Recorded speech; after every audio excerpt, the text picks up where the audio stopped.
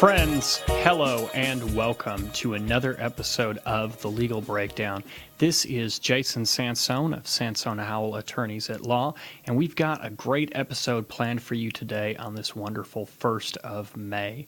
Everybody, please be safe out there. We've got some storms going on. I've seen that our governor, Kevin Stitt, has declared a state of emergency for the majority of our state counties as a result of some of the storms and tornadoes that came through yesterday on April 30th and some of the things that are expected today and over the coming days. So first off, this is a wonderful time slot. We love being on the drive home, but be smart, be safe, be weather aware. For those of you watching online, as always, we have news feed across the bottom. Take advantage of that. It's going to show you if you've got any major storm advisories or things you need to be aware of, and so we want you to keep that in mind. But friends, today is an interesting topic, and I think you're going to get a lot of value out of it. Today, we are talking about the 10 tips every lawyer wishes you knew. This is the inside scoop. This is if you got to pick the brain of your lawyer or of any lawyer, what would be the things that they really think you need to know, that they want you to know? Yes, we're going to always share information with you in a consult. We're going to talk to you one-on-one. But the truth is, some of these things, they're just a little more brutally honest. Some of these things are difficult to convey one-on-one, and some of these things are not things we might always have the time to go in with you. And so today, free on this show on KTLV 1220 AM, simulcasting on Facebook Live and the TuneIn Radio app, I'm going to break down for you those 10 things. So jumping right in, number one, don't ever hide anything from your lawyer. I bring this up first and foremost because it's key. You have attorney-client privilege. There's no reason you shouldn't share every piece of relevant information with your attorney. The only reason that we can break attorney-client privilege is to stop the imminent threat of major bodily injury or death. In other words, if you share to us that you're going to commit a murder, well, we could break attorney-client privilege to prevent that as necessary to protect life. That's basically it. You could come in and you could fully admit to your attorney some of the most heinous things you can think of, and you're protected, which means that I understand it can be difficult to talk to someone you just met. They may not have built your trust yet. You're just getting to know them. But remember, you have privilege, that it doesn't matter if you feel it's embarrassing, it's revealing. My advice to you, the information an attorney gives you, is only as good as the information they have available to analyze the situation. And when you change the set of facts, you probably change the advice, you change the answer. So if you don't tell me everything, I cannot tell you everything, and we won't do our job to the best of our ability. More importantly, lawyers hate being blindsided. I don't want to walk into court and have the other side, opposing counsel, saying or doing something I didn't know anything about, or a judge, whatever it might be. Don't have your lawyer get blindsided. So remember, you've got privilege, use it. Number two, which goes along with number one, don't talk about your case with anyone but your lawyer, because those people don't have privilege. They don't have the ability to shield the knowledge you've shared with them. If you talk about your case with your mom, with your brother, with your friend from high school, the guy down the street, those people could be called to testify, those people could be subpoenaed, those people can be questioned. You do not have attorney-client privilege, and so you need to be very careful what information you share with them. Now, it's true that there are other types of privilege. So if you speak to the clergy, if you go to confessional, or you seek guidance from a spiritual leader, there are certain protections there. If you have a mental health professional, psychiatrist, psychologist, there's probably protections there. Similarly, there's accounting privilege and certain protections there, depending on what you're sharing and how it's shared. And of course, you have spousal immunity for the things that you share with a loved one that you're legally married to. But overall, it doesn't change that we strongly recommend don't talk to anybody but your lawyer, because all those other people, under certain conditions, may not have as many protections or could choose to, under certain conditions, waive those protections. So keep that in mind. Number 3, don't confuse the internet, TV, movies, or gossip, or even prior representation with the advice of your current counsel. We hear all the time, well, my friend told me so-and-so, or, my prior lawyer, or I saw this on TV. First off, remember that the TV shows and movies are not real. My wife can tell you, she hates watching law-related shows with me, and I hate watching them because virtually nothing in them is accurate. Very, very rarely is there a show related to the law or the justice system that begins to portray reality. So don't take your advice or don't base your case off those shows.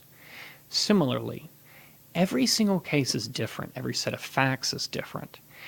And so if you're getting advice from someone who's had prior legal representation, but they are not a lawyer, then there's no way of knowing that your case is going to be similar to theirs. Oh, well, my friend and their divorce doesn't matter. It's not your divorce. It's not your set of circumstances. It could be very wrong. The internet, well, that law you read, was that Oklahoma law? Was it relevant? You might be good at research. You might have found a true, real, accurate law. But if it's not applicable, then it didn't do us any good. You found a law for Arizona, but you reside in Kansas. So always get your advice from the best source, which should be your lawyer, not friends, family. They're not lawyers. Even paralegals or law students are not yet lawyers. So be careful with where you're getting your advice. Number 4 tip for today. Don't delay. If you think you have an issue, or maybe you have an issue that requires legal counsel, there is no better time than now to speak to counsel.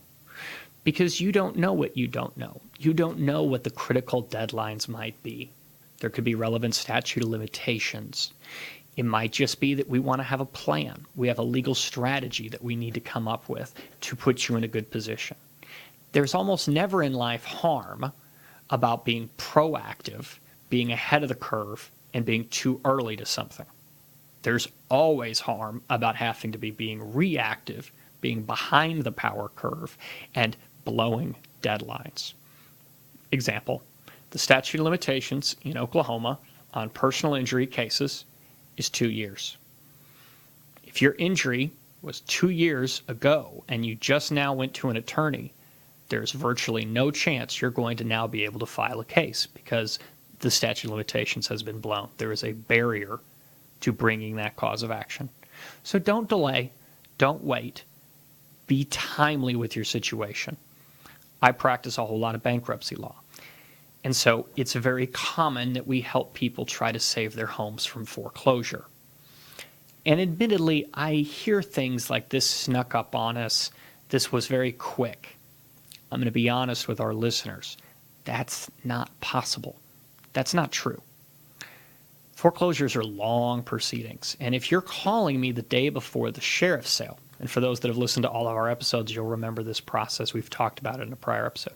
If you're calling me before the sheriff's sale, many months have gone by since this foreclosure started. And many months went by where you weren't able to pay the mortgage before you even were foreclosed on. So there's really no excuse to be calling around trying to talk to bankruptcy lawyers at the last possible second. It means we're not going to be able to do our job as good as we could. It means your case won't be where it ought to be. And frankly, as we're going to talk about more in a minute, we're people. And just like you form a first impression, and that first impression is going to be one that lasts with your lawyer if you're the kind of person that called them up and needs us to move heaven and earth in 24 hours. Well, folks, there's an expression. Your failure to plan does not constitute an emergency on my part. We've all heard that before, which means you need to plan Don't make it so that there's an emergency for the lawyer. Don't delay. That's tip number 3. Or tip number 4, I apologize. Folks, tip number 5. You need to take your case as serious, professional, and timely as you would expect your lawyer to do. You are obviously looking for the best representation very possible. You expect your lawyer to show up to every court appearance, to be there on time. The court and you probably expect your lawyer to look professional, to have their hair trimmed, to be done, to be wearing a suit and tie, to make sure it looks the part. So why would your lawyer expect anything less of you, the client? When you call me or you call the law firm, you want them to return your calls. It works both ways. If you are someone that the lawyer cannot get a hold of, don't be surprised if they decide to no longer represent you or fire you. So make sure you're available. Answer calls, answer emails. Any time appointment that you have set, whether that's in court, whether that's mediation, maybe that's just an in-office visit with a lawyer, be timely, be professional, set a good first impression. When you're going to court, dress appropriately. Now, we understand that you may be coming to and from work. You may not, have the same wardrobe as your lawyer where you're always wearing things like a suit and tie. But that does not change that you should do the best you can to try to look professional, to impress the judge, to make everyone know that you care about your case, just like you expect other people to care about your case. Number 6.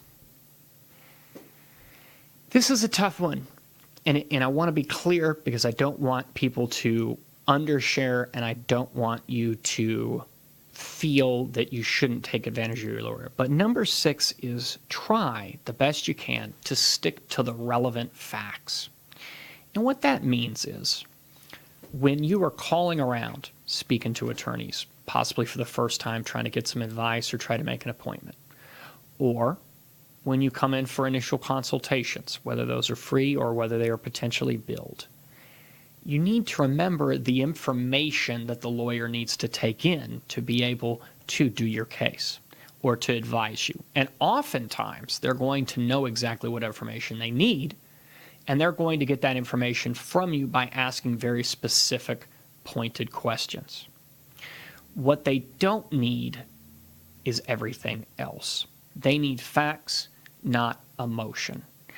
And so sharing a 45-minute story that all simply leads up to you made a bad decision, you drank too much that night, you drove and you got a DUI was a waste of time. It was unnecessary. And it also means that, again, you're setting an impression with that lawyer. So calling a law firm and saying, I need a criminal defense attorney for DUI. How much do you charge, or can I ask you some questions about it? That is a good conversation. Calling up a law firm, crying, saying that you had just broke up with your fiance, you went out that night, you typically do not consume alcohol, but on that particular occasion you decided, see, that's not relevant information. None of that changed the legal facts and what we needed to know to talk to you. And if we wanted to know it, we would eventually ask those questions. So I try to caution everyone that our point number 6, lawyers want you to know, stick to the facts. And the other thing, why it's key to stick to the facts, as we're going to also go into depth here in a minute, is especially after you've begun representation, you're paying for that representation. And if you're paying by the hour, well, do you want your lawyer using your time well and efficiently, and therefore your money efficiently, or inefficiently? That paying $250 per hour at attorney's fees is not well spent if it is over non-relevant information. And so, a lot of times in areas of law, especially family law, where it deals with custody, paternity, divorce, it can be hard to want to restrict the information and the emotions that are involved. you may have very strong feelings for the other side. But to be blunt, that's a better conversation for a friend, a family member, maybe a mental health professional, maybe a member of the clergy, counselor, or heck, just a bartender. But it's not necessarily the best conversation to have with your lawyer when you're having to pay for that time. So keep in mind, stick to the facts. You want to be accurate, you want to be prepared, but you don't want to go into non-relevant details. Number 7. And now you'll notice we've gone through 6. We have 4 to go. Our show is approximately half over. We're at the marker where we've just crossed 5:16. These are going to slow down because these are about to get a little more in-depth compared to some of the first. The first things we talked about were straightforward, so let's summarize them real fast. Let's go over it. Don't hide anything from your lawyer. Now, I went into it in detail, but it really says everything you need to know. Don't hide anything from your lawyer. Don't talk about your case with anyone but your lawyer, number 2. Number 3, don't confuse the internet, television, movies, gossip, or even prior representation with current advice from current counsel. Number 4, don't delay. Number 5, take your case as serious as you expect your attorney to. Number 6, stick to the relevant facts. Now, we're caught up. We're on to number 7. Folks, number 7 is never fight on principle. What does that mean? Well, the principle of the thing is, oh, I was wronged and I want to do something about it. I'll see you in court.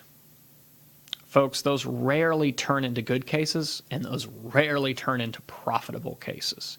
So you need to do 2 things when you're evaluating a case, and you and your attorney will obviously do that together. You need to perform a very realistic cost-benefit analysis, and you need to define winning.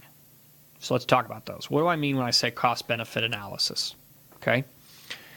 Unfortunately, the amount of damages, meaning the amount of money and controversy, how much you could win or lose, or even other things such as paternity, custody, maybe time we're going to get to see children. We're fighting for 5 more days a year. That's not money. It's intangible, but it's quantifiable. So the way we quantify the victory doesn't have a direct correlation all the time to how much effort is involved with that case, with what is the amount of hours involved, the cost of representation. Do we have physical expenses, expert witnesses, travel costs, discovery, all those things. So even though you might have a small claims case, only over $1,000, it doesn't mean that it's simple. It doesn't mean that the lawyer is going to be able to charge you $200. Similarly with the definition of winning. For example, a lot of times in criminal defense cases, there is virtually no realistic outcome where you're going to win on all counts and get a not guilty and you walk out of there free and clear. If you're charged with 5 counts, each one carries up to life in prison, winning is getting 10 years. Winning is not getting the death penalty. Or you're being sued for $20 million. There's a whole bunch of causes of action. You're not going to settle that case for 0. Maybe winning is a $500,000 judgment or settling for $500,000. So it's always key to look at the cost-benefit analysis and define very realistically what winning might mean. Because typically we have parties at 2 polar opposites, and each one thinks winning is getting everything they want and the other side getting nothing they want. But again, that's not reality. So if you fight on the principle of the thing, you could find yourself wasting a bunch of time and money and still not really advancing your position. If you go to an attorney and they tell you that the retainer for your case is $3,000 and you're suing for $1,000, well, Isn't that stupid? Why would you spend $3,000 to recover $1,000? There's no guarantee that you'll get your attorney's fees, that you even could be awarded attorney's fees, or that you'll recover them. And even if there is the ability to recover attorney's fees, it's still a gamble. You might lose, and now you're just down a total of $4,000. So think about that you don't want to fight on the principle of the thing. One more final example. Okay, you're in a divorce proceeding. You and your spouse have agreed to almost every single item. We've split the property, we've split the debts. But we've got one linchpin left.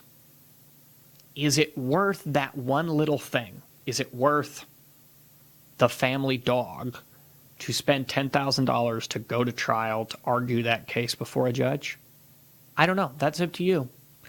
But you have to decide whether you'd really need to pursue litigation, whether it makes sense. So, number 7, things lawyers wish you knew. You should never fight on the principle of the thing. Number 8, you get what you pay for. And inversely, time is money. So, you need to carefully balance what it is you want and what it is you want to pay for. If you use the cheapest lawyer, it's probably fair to expect those types of results, not the best. If you use free or online services, if you get forms that weren't drafted or written by lawyers, there's almost always a hidden cost down the road. For example, it's pretty common that people use divorce decrees that come from paralegals, non-attorney professionals. They download off the internet or they buy that form. They weren't written for you. They weren't drafted under our state rules and laws. They weren't created for your situation.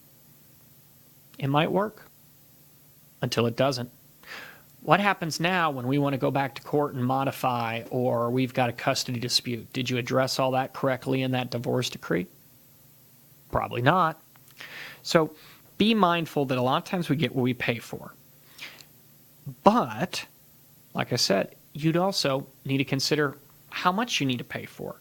That you may not need a lawyer for your circumstances, or you may not need the best lawyer. That it's fair to have a more reasonably priced counsel. If you receive a very first-time misdemeanor offense, say DUI, almost every lawyer is going to get you the same outcome. You're probably going to get a deferred sentence. Paying more isn't going to change that outcome. Hiring the very best criminal defense attorney in the state of Oklahoma and paying $10,000 won't necessarily alter the outcome in any meaningful way, other than you spent more money and maybe feel good about that, but it's probably not what I recommend. So balance your interests. You get what you pay for, but you don't have to break the bank. Time is money. We talked earlier about the fact that you need to be mindful of your own bill. That when you're working with your attorney, if you're oversharing, if you're using up their time, when that time would be better served working on your case, you might burn through your retainer and then find yourself out of it and having to pay a bigger bill. The way you communicate with your attorney and the frequency you communicate with your attorney, you need to be mindful of. Most of the time, if they need something from you, they're going to contact you. That doesn't mean you shouldn't contact them. Always feel free to call your lawyer. But if you're calling your lawyer 3 times a day, number 1, you're probably making a bad impression. And number 2, you're just adding to that bill, and you're going to run out of money very quickly, or you're going to end up with a very large bill. And all it was for a whole bunch of calls where your attorney said, I have no update, I have no update, I have no update. So depending on who your attorney is and the way they like to operate, if they email, if they text message, if they use telephone calls, use those intelligently. If you have a simple question that they can get to at any time that's not time critical, it makes sense to send an email, and then they'll respond when they've got a free moment, and they'll give you an update. If it is time critical, it makes sense to give your attorney a call, or if they haven't talked to you in a while, give your attorney a call. But just remember, you're in charge of your bill. You're in charge of how much you choose to communicate and share with that attorney, the direction that your case is going to go. So you get what you pay for, and you may be paying for wasted time. Last thing on that, though, that I want to touch on, and that is don't expect free legal advice or representation.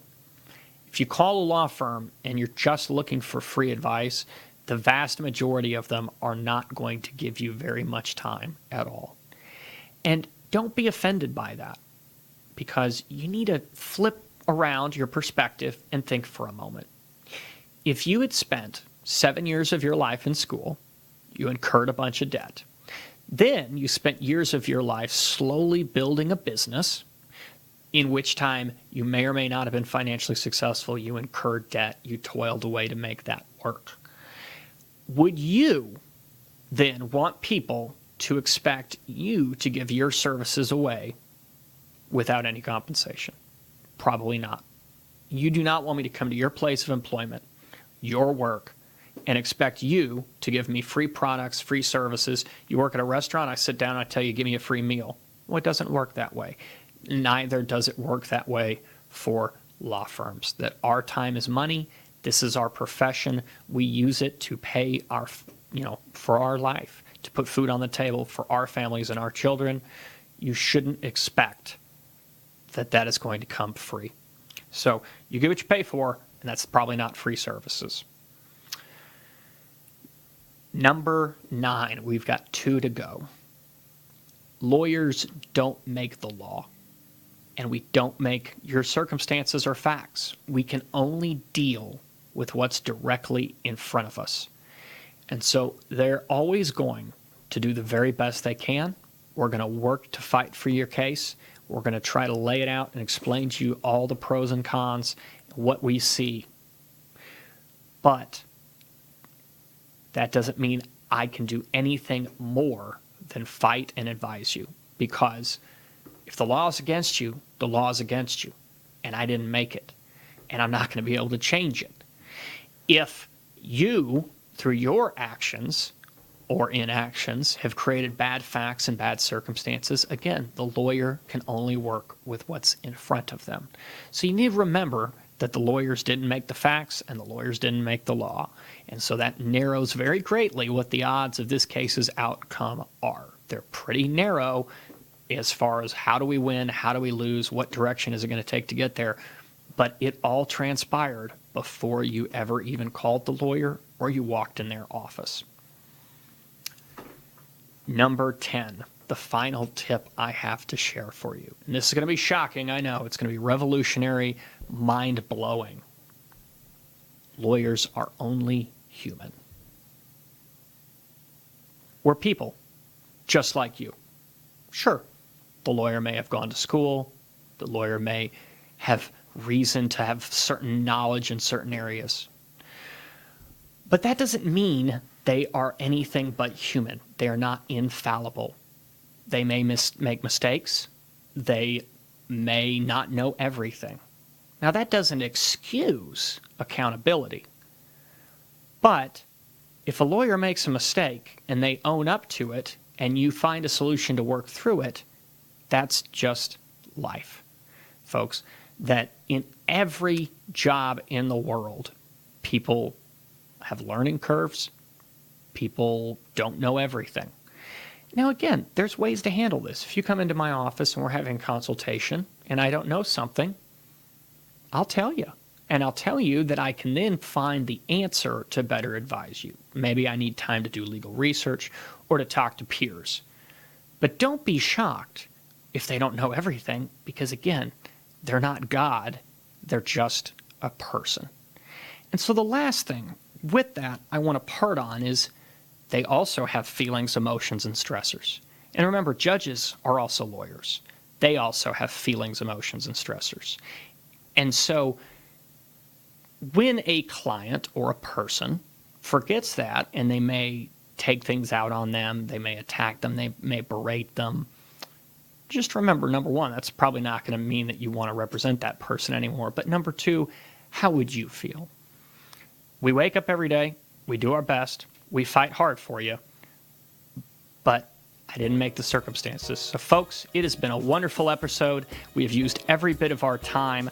I want to let you know next week we're going to be talking about real estate law, and I'm going to have 2 very good friends on the show, Shane and Erica Jackson. They are a couple. They are both Oklahoma realtors. Tune in next week, learn about real estate law. Be safe, Oklahoma.